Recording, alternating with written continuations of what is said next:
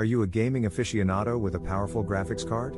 It may surprise you to learn that it could be sagging and losing its lifespan. As graphics cards become increasingly powerful, they get larger and heavier, consequently causing them to sag if not supported on both sides. In this video, we'll touch on the issue of graphics card sagging, the difficulties it causes, what's being done to address it, and some tips to help you combat this delicate issue. Graphics card sagging is becoming a real issue within the gaming community. As cards become heavier and more powerful, the weight can cause them to sag, and in turn cause more damage.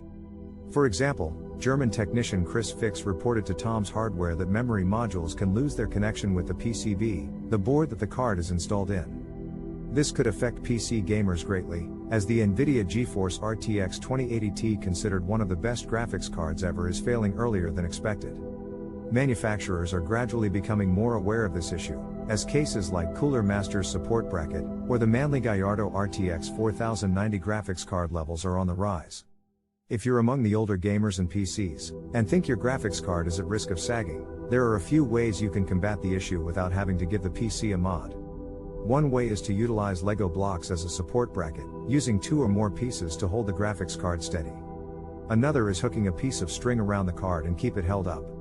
Graphics card sagging can be a real hassle for PC gamers and for their cards, as heat and other issues brought on by the weight can reduce the lifespan of it.